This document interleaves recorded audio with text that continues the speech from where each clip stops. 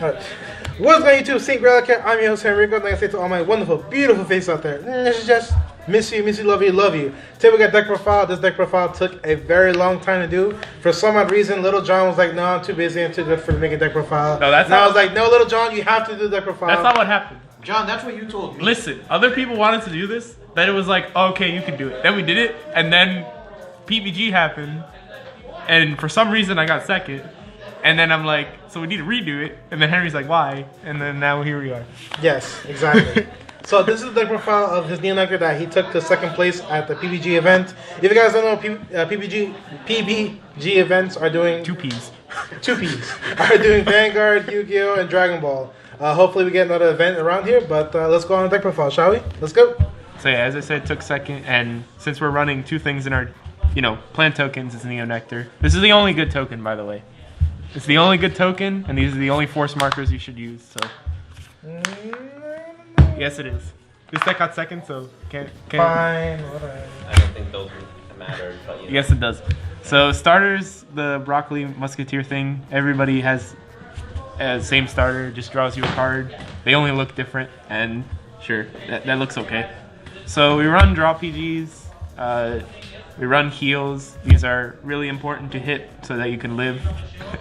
This won me a game, by the way, because screw Angel Feathers and Time, but heal triggers are good. And then crits are also a good thing. Just don't draw these, because then you'll never do damage to your opponent. But they're good cards, good shields. But now we can actually talk about cards. For Dandelion Musketeer Merca, she's your ride target. When you ride her, you Soul Blast one. Or I'm sorry, when you ride or call her, you Soul Blast one and call a plant token to the same column. Anytime on the rear guard, anytime something is called in front in the same column as her, she gets 3k. She's a mini Corolla Dragon. She's a good ride target because she gives you the token for the turn. And it's free tokens. Like, the deck's mostly just Soul Blast for the rears and valuable Counter Blast that just draws you or calls you cards. And like, just to have a free 13k attack, it's like having a starter again. Like, who would knew I can attack for 13 and you can't drop a trigger to 2 to pass me. And then we play 4 Fruit Baskets Elf. This card's really good because we play both Corolla Dragon and Spinach because they're really good cards. Because of this card, its effect is you Soul Blast one and you pop 2 tokens on the board and they gain 5k if you have a grade 3.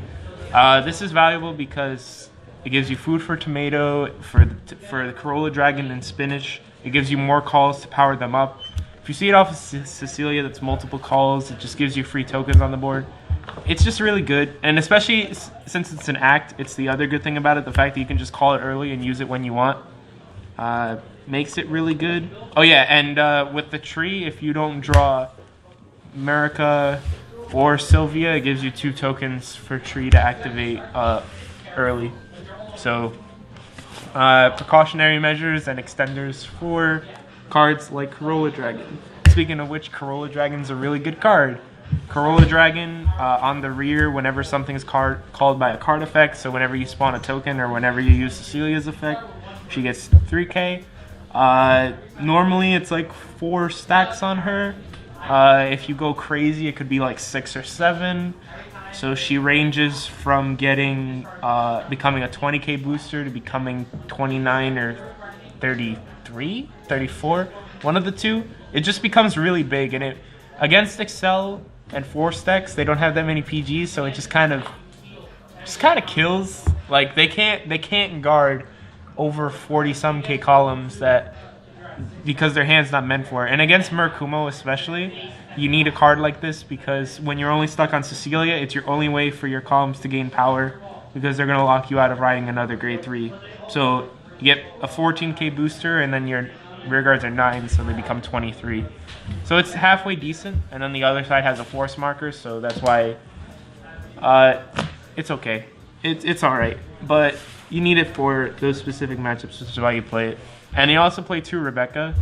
I've talked bad about this card before. We all did. I've had it at 1 before. I do apologize for it. She's a really good card.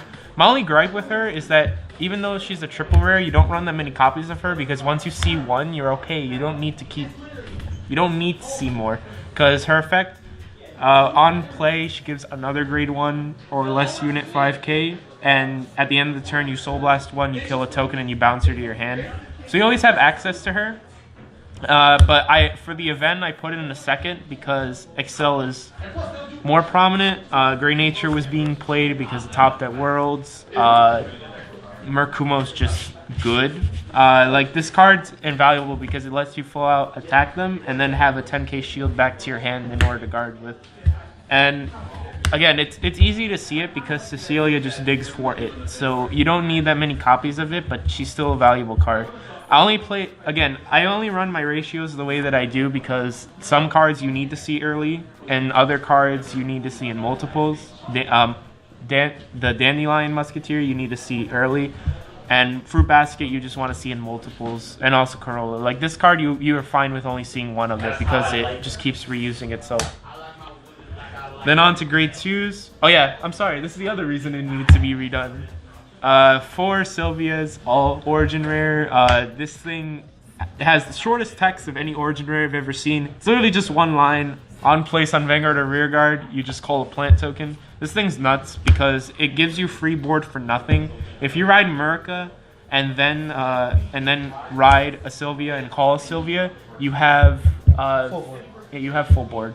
You have 3 10k attacks that can.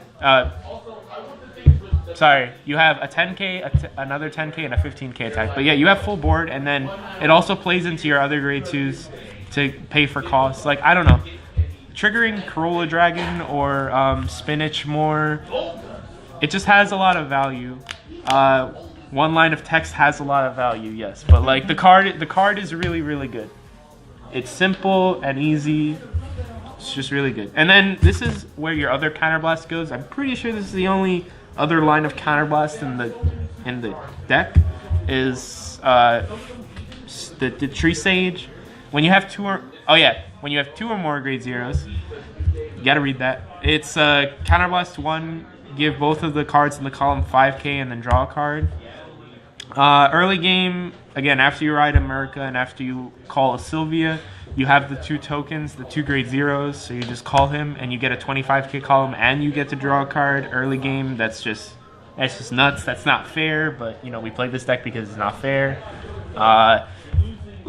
And even in the later game, if you only have Trailing Roses and you ride a Trailing Rose, you can make use of your Counterblast through this and start digging in for Sylvias. This thing does 2 things. It pushes and it gets you to resource, so it's just invaluable. And if you need defense, it gives you defense super quick. If you get rushed to like 5 and then you use Sylvia to call 2 Tree Sages with things with 0s behind them, you call 3 cards and draw 2 cards. It's just nuts, and your columns are huge. So the card is really good. Oh yeah, I don't know why it's not a holo, but the card is really good. John, I'm sorry to interrupt you, but for this guy, does he give the +5 to himself and the rear guard? Yeah, to both cards in the same column. So that includes himself? Mm-hmm. Yes. It's important because of Sylvia, but it gives them both to the cards. And then 3 Spinach Advisor. Again, I could say the same exact thing about Corolla Dragon because they're the same card. The only difference with Corolla Dragon is that it's a grade 2. The only difference between Spinach Advisor is that it's a grade 2, that your opponent looks at it and they're like, shoot, I gotta attack it. So it has that little thing where if your opponent has a bad hand, then they will attack it and you will guard for it, and then you will kill them with it because then they have a bad hand with it. We don't play the promo that is basically on ride double the amount of tokens you have on the board because cards like these are more valuable and they push through your opponent's hand in a much faster way.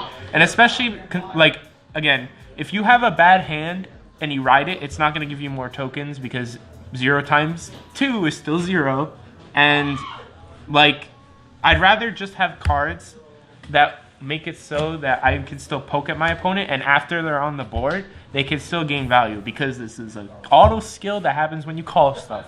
So if you call the promo, your opponent's gonna swing at it. Your opponent's gonna look at it. It's not gonna be used anymore, and then they're not gonna care if they see this. They may attack it because they know that as turns progress, this thing becomes beefy. super good. Like, I understand the consistency reasoning of running the promo, but I'd rather just run cards like these because matchups where you need to hit high numbers is more important than when you need to spam tokens. They only use it to rush, and after your opponent... We know this game. After your opponent hit one defensive trigger early, rush does mean nothing. And then on to grade 3s. I'll save that one for last. We run 2 tomatoes. You only need the 2. You can search for it. You don't want to ride it, especially against Murakumo. You don't want to ride it. This card eats 2 tokens and draws a card and gets 10k. And after it's on Vanguard or Rearguard, and after its attack, you can sack it on the Rearguard to make 2 tokens. So you can make Spinach Advisor and Corolla bigger. It's alright. If I am not playing against Murakumo and I have this and a Cecilia in my hand, you're not stupid. You obviously ride that first. But you don't want to run too many because you don't want to get stuck at a point where you ride this and you don't have anything to do.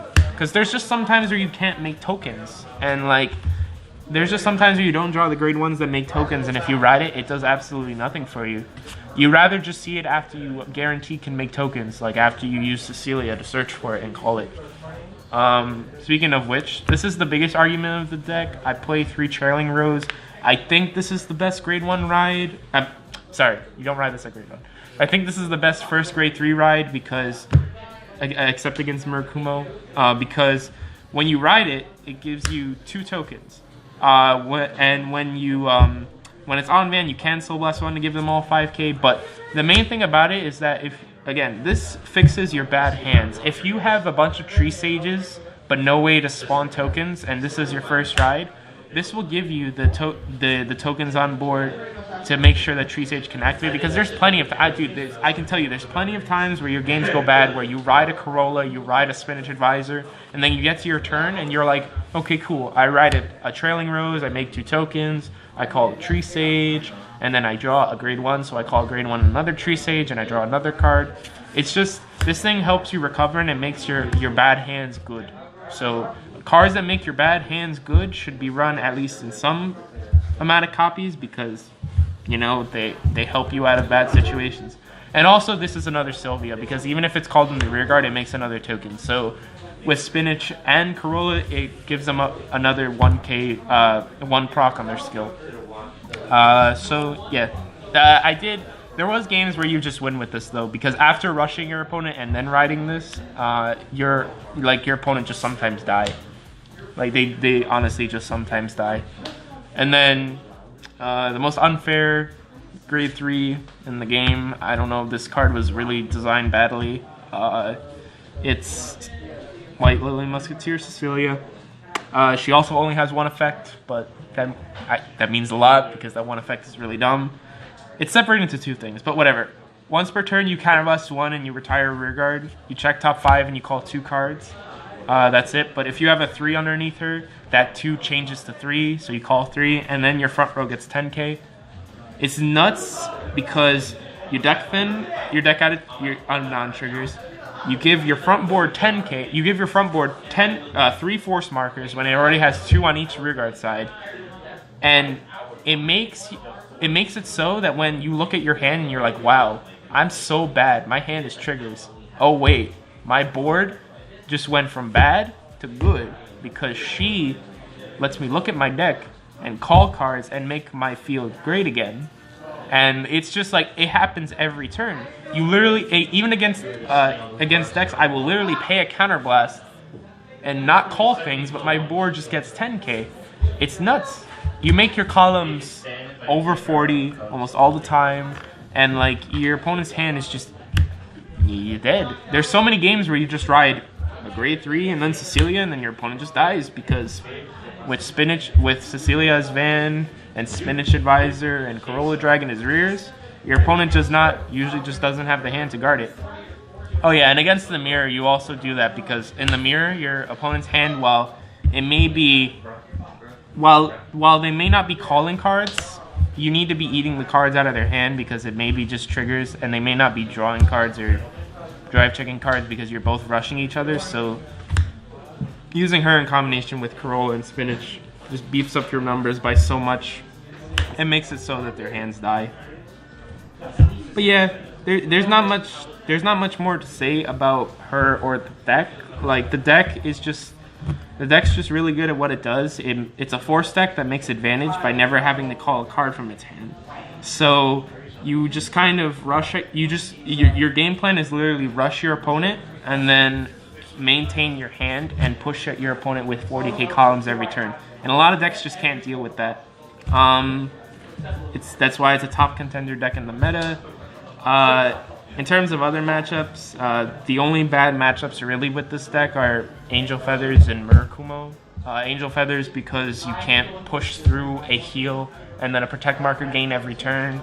And Murakumo because they lock you on, if you're lucky, they lock you on your one Cecilia, and then you have to just try to win the game with one force marker and Corolla Dragons and Spinishes every turn to try and push through their hand. But you got to be careful because you might get Zambaku locked.